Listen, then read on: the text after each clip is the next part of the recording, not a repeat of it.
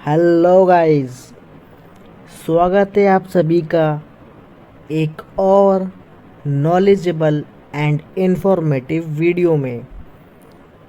तो आज का हमारा टॉपिक रहेगा who can practice in supreme court and high courts. ये काफ़ी क्वेश्चन हमारे दिमाग में रहता है यंग एडवोकेट्स के, लॉ ग्रेजुएट्स के एंड जो लॉ कर रहे हैं स्टूडेंट्स, उनके माइंड में रहता है कि क्या supreme court and high court में प्रैक्टिस करने के लिए कोई अलग एलिजिबिलिटी क्राइटेरिया है, या फिर नॉर्मली वो लॉ ग्रेजुएट के बाद जब एडवोकेट बनेंगे तो वो भी डायरेक्ट सुप्रीम कोर्ट जा सकते हैं। इसी डाउट को आज मैं पूरा क्लियर करूँगा। तो चलिए वीडियो को शुरू करते हैं। और अगर ये वीडियो आपको पसंद आए तो एक रिक्वेस्ट है कि इसे लाइक कीजिएगा, सब्सक्राइब कीजिए चैनल को, और हो सके तो शेयर अपने फ्रेंड्स के साथ ज़रूर कीजिएगा। तो चलिए without wasting any time let's get started. First of all इसका लीगल प्रोविज़न समझते हैं। सेक्शन 30 ऑफ एडवोकेट्स एक्ट 1961, ठीक है, ये इसके बारे में कुछ बताता है। देखिए क्या बता रहा है। ये कहता है every advocate whose name is entered in the state roll shall be entitled as of right to practice throughout the territories to which this act extends। अभी यहीं तक समझते हैं। सिंपल सा मीनिंग ये है, हर एक एडवोकेट जो जिसका नाम स्टेट रोल में रजिस्टर्ड हो गया है, जैसे हम लॉ ग्रेजुएट होते हैं उसके बाद हम अप्लाई करते हैं स्टेट रोल में, मींस एडवोकेट बनने के लिए। तो जब हम एडवोकेट बन गए, हमारा नाम स्टेट रोल में रजिस्टर्ड हो गया, एंटर्ड हो गया, तो उसी टाइम से हम राइट टू प्रैक्टिस होल्ड करते हैं। मतलब हमारा राइट टू प्रैक्टिस अधिकार आ चुका है throughout the territory to which this act extends. जहाँ तक ये एक्ट लगेगा, सिंपल सा मतलब है पूरे इंडिया में हम कहीं भी प्रैक्टिस कर सकते हैं। जैसे ही हम एडवोकेट बने, चाहे यंग एडवोकेट हो, चाहे वो 5 साल एक्सपीरियंस, 10 साल एक्सपीरियंस, कोई कितना भी एक्सपीरियंस हो, उसकी एलिजिबिलिटी क्राइटेरिया सेम रहेगा। मतलब right to practice throughout the territories, ठीक है। अब इसके बाद इसने अलग से क्लैरिफाई किया हुआ है। देखिए फर्स्ट पॉइंट में कहता है सभी कोर्ट्स में आप राइट टू प्रैक्टिस कर सकते हो including the supreme court. Simple सी बात है, पर यहाँ पे एक और क्राइटेरिया आएगा, उसकी बात मैं आगे आपको बताऊँगा AOR के बारे में। पहले अभी आप एक्ट में समझिए, आप AOR भूल जाइए। In all courts including the supreme court आप बिल्कुल कर सकते हैं, सुप्रीम कोर्ट में भी कर सकते हैं। सेकंड कहता है बिफोर एनी ट्रिब्यूनल और person legally authorise to take evidence. यहाँ पे कहता है आप किसी भी ट्रिब्यूनल में भी कर सकते हैं। ट्रिब्यूनल मीन्स किसी स्पेसिफिक पर्पस के लिए बनाई गई कोर्ट, उसे हम ट्रिब्यूनल कहते हैं। एग्जाम्पल इज जैसे इन्वायरमेंटल के मैटर्स के लिए हमने बनाई NGT, national green tribunal, Delhi में है। वैसे ही हमने कंपनी के मैटर्स के लिए बनाई कंपनी लॉ ट्रिब्यूनल, उसके लिए हमने इनकम टैक्स के लिए अलग से ट्रिब्यूनल बनाई। तो ऐसे ही कंज्यूमर के लिए अलग से एक फोरम बनाया। तो ये सारी चीज़ें क्या है, आप यहाँ भी प्रैक्टिस कर सकते हैं, ठीक है। प्रैक्टिस का मतलब है आप किसी के पक्ष में जाके आप बातें रख सकते हैं, ठीक है। आप किसी और को रिप्रेजेंट कर सकते हैं।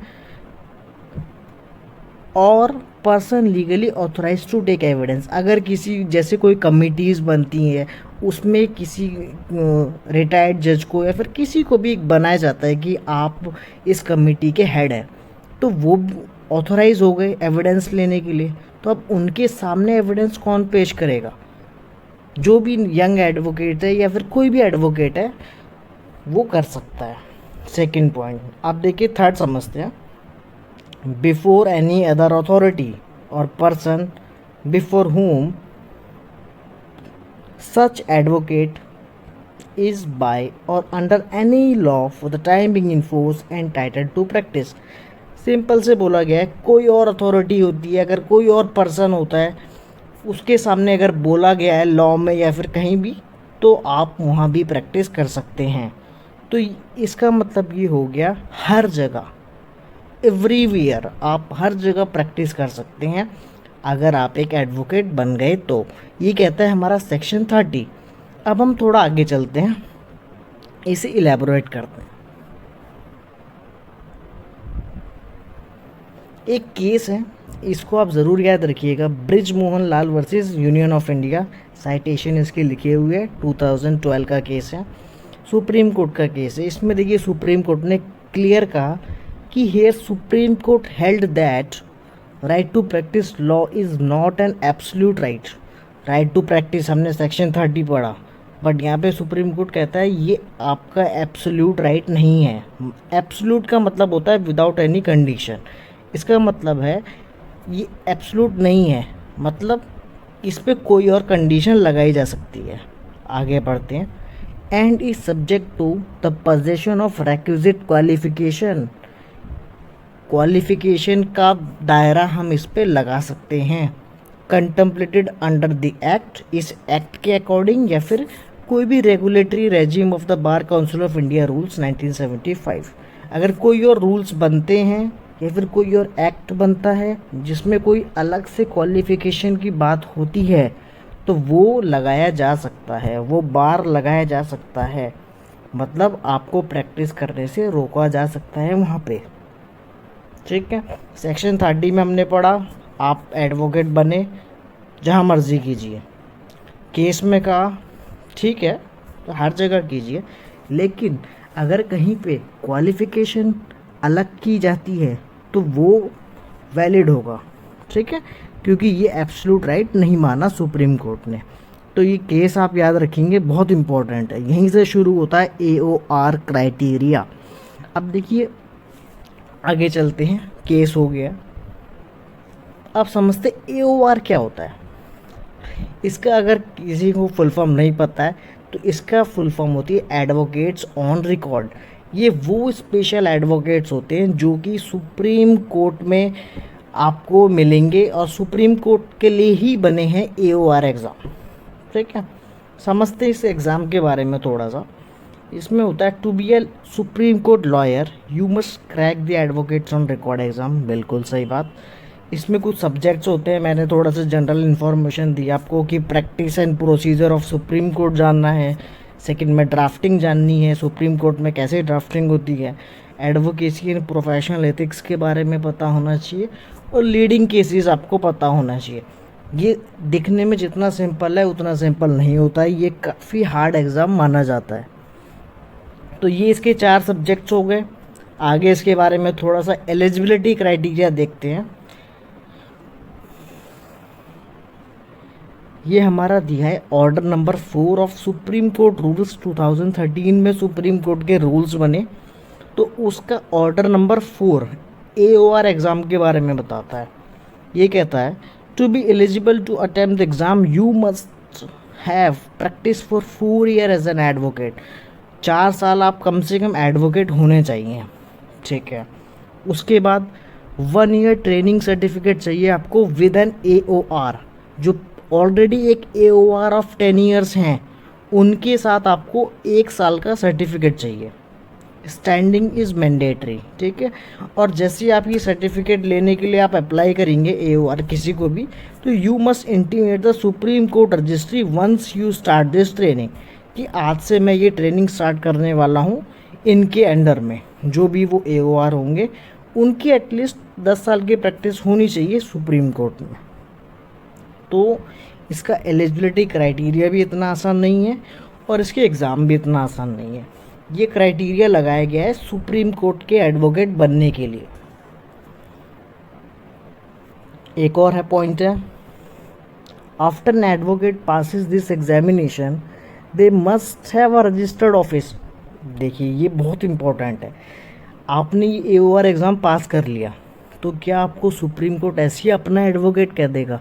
सुप्रीम कोर्ट बहुत बड़ी चीज़ है, बहुत वैल्यूएबल चीज़ है। तो उसके लिए आपको क्या चाहिए? एक रेप्यूटेबल आपको एक चाहिए।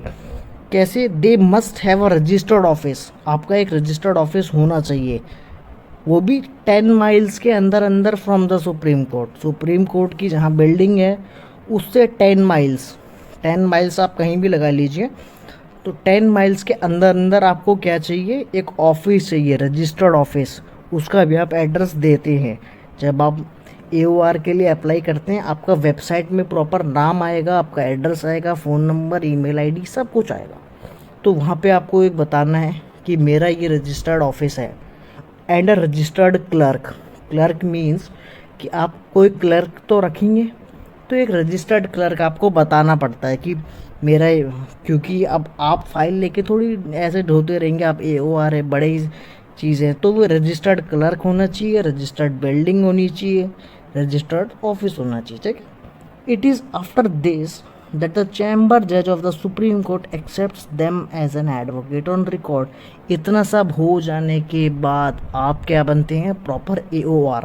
तो AOR बनना मतलब इतना आसान नहीं है कि जैसे हम AIBE एग्ज़ाम को समझते हैं वैसे AOR एग्ज़ाम नहीं है। AOR काफ़ी रेप्यूटेबल है, काफ़ी हार्ड एग्ज़ाम है, बट इतना भी हार्ड नहीं कि कोई निकाल ना पाए। काफ़ी लोग निकालते हैं और AOR बनते हैं। बट ये AOR का क्राइटेरिया रखा क्यों, देखिए ये इसलिए रखा गया बिकॉज अब यंग एडवोकेट्स सीधा सुप्रीम कोर्ट में पहुंच जाएंगे, ठीक है, कोई दिक्कत नहीं है, पर वो पहुंच भी सकते हैं, लेकिन एडवोकेट्स ऑन रिकॉर्ड नहीं है तो वो अपने नाम पे केसेस नहीं ले सकते हैं, ठीक है। अपने नाम पे केसेस का मतलब है कि वो खुद किसी और को प्रेजेंट नहीं कर सकते हैं। हालांकि वो छोटे मोटे काम बिल्कुल कर सकते हैं सारा, बट वो किसी और को रिप्रेजेंट नहीं कर सकते हैं। और अपने नाम पे सुप्रीम कोर्ट का कोई भी केस आता है तो अपना नाम वहाँ रजिस्टर्ड मेंशन नहीं कर सकते हैं, अगर वो AOR नहीं है तो। अगर वो हैं तो बिल्कुल वो फिर कर सकते हैं। तो इसीलिए ये क्राइटेरिया रखा गया है, क्योंकि सुप्रीम कोर्ट थोड़ा सा एक इंटेलेक्ट बनाने के लिए, मतलब ताकि हर कोई एकदम से ना पहुंच जाए, थोड़ा सा सुप्रीम कोर्ट चेक तो करेगा ना कि भाई मेरे लायक है कि नहीं। तो वो लायक जानने के लिए ये सब किया गया है, और बाकी कुछ नहीं है। बाकी हमारा सेक्शन 30 आपने देख ही लिया एडवोकेट एक्ट का। तो इस वीडियो में इतना ही। अगर आपको वीडियो पसंद आई हो, ऑलरेडी मैं बोल चुका हूँ, लाइक कीजिए, शेयर कीजिए, सब्सक्राइब कीजिए। Thank you so much, bye bye.